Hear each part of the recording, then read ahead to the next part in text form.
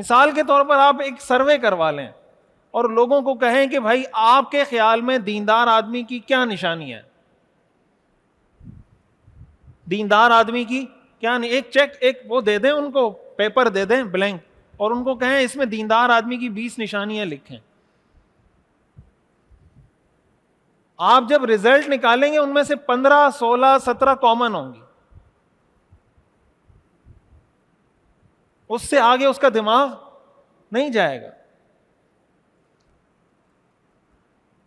یہ سیرت نہ پڑھنے کی وجہ سے، رسول اللہ صلی اللہ علیہ وسلم کی سیرت نہ پڑھنے کی وجہ سے اس کا پھر اگلا نقصان کیا ہوتا ہے؟ ایک نقصان تو یہ ہوتا ہے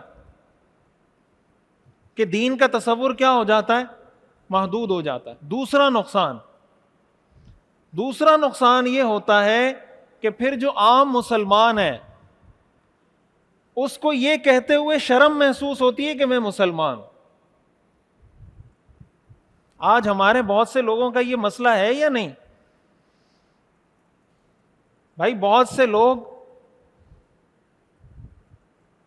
بہت سے دینی کام اس لیے نہیں کرتے کہ لوگ بولیں گے یہ ملا بن گیا.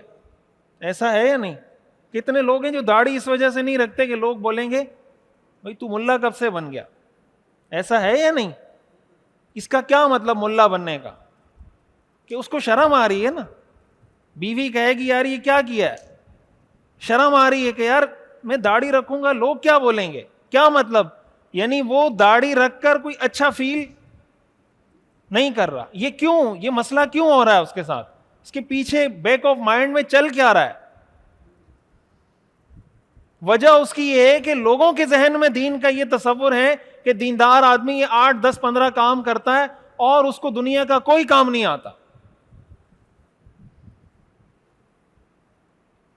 بہت سے ایسے لوگ ہیں ہمارے معاشرے میں، یہ بھی ایک ریالٹی ہے معذرت کے ساتھ، کہ جو جب تک مسجد سے نہیں جڑے ہوتے، جب تک ان کی داڑھی ٹوپی نہیں ہوتی، اپنے دنیا کے کاموں میں بڑے ایکٹیو ہوتے ہیں، اور جیسے ہی دین سے جڑتے ہیں یعنی نماز پڑھنے لگ گئے، داڑھی رکھ لی، تو اب اپنے دنیا کے کاموں میں ایسے سست پڑتے ہیں. لوگ پھر تانا دیتے ہیں کہ یار جب تک یہ مسجد نہیں جاتا تھا اچھا خاصا سمجھدار بندہ تھا، جب سے مسجد جانا شروع ہوا ہے اب نہ اس کو بیوی کا پتہ، نہ بچوں کا پتہ، نہ بچوں کی ایجوکیشن کا پتہ، کچھ پتہ نہیں ہے اس کو. آپ مجھے بتائیں یہ مسئلہ اسلام کا ہے یا مسلمان کا ہے؟ یہ کس میں مسئلہ ہے؟ اسلام میں مسئلہ ہے، مسلمان میں مسئلہ ہے؟ آج جو مغرب کی طرف سے تانا دیا جاتا ہے اسلام کو، وہ بیسیکلی اسلام کو تانا نہیں دیا جاتا، وہ مسلمانوں کو تانا دیا جاتا ہے. اور اسلام ہمیں یہ سکھاتا ہے کہ تمہیں اپنے دین پر فخر کرنا ہے. قرآن کریم میں آتا ہے وَمَنْ أَحْسَنُ قَوْلًا مِّمَّنْ دَعَا إِلَى اللَّهِ وَعَمِلَ صَالِحًا وَقَالَ إِنَّنِي مِنَ الْمُسْلِمِينَ. اللہ تعالیٰ فرماتے ہیں اس سے بہتر بات کس کی ہو سکتی ہے؟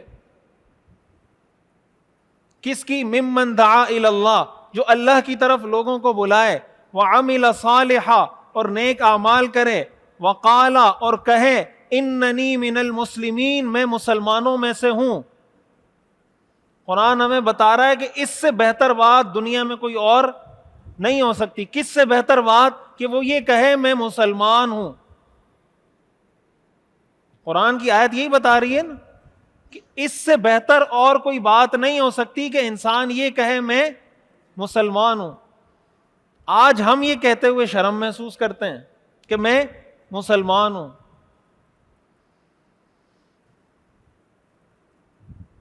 حدیث میں آتا ہے نا، حضرت سلمان فارسی رضی اللہ تعالی عنہ کو، صحیح مسلم کی حدیث ہے،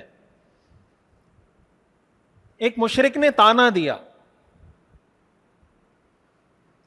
کہ تمہارے پیغمبر تمہیں سب کچھ سکھاتے ہیں، چھوٹی چھوٹی چیزیں سکھاتے ہیں، یہاں تک کہ واش روم میں کیسے بیٹھنا ہے وہ بھی تمہیں سکھا رہے ہوتے ہیں. یہ کوئی سکھانے کی چیز ہے؟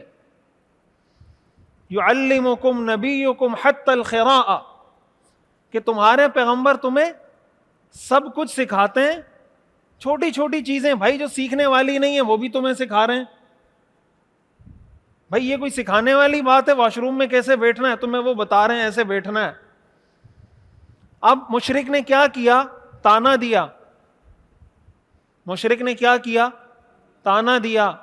ہم میں سے کوئی ہوتا تو اس کا بیہیویئر یا اس کا رویہ، اس کا جو ریئیکشن ہوتا وہ اپولوجیٹک ہوتا، وہ معذرت خواہانہ ہوتا کہ ہاں یار بس ٹھیک ہے، بس یہ بھی ہمارے دین کا حصہ ہے. لوگ کہتے ہیں نا دنیا چاند پہ پہنچ گئی، مولوی آج تک بتاتا ہے شلوار ٹخنوں سے اوپر، شلوار ٹخنوں سے نیچے.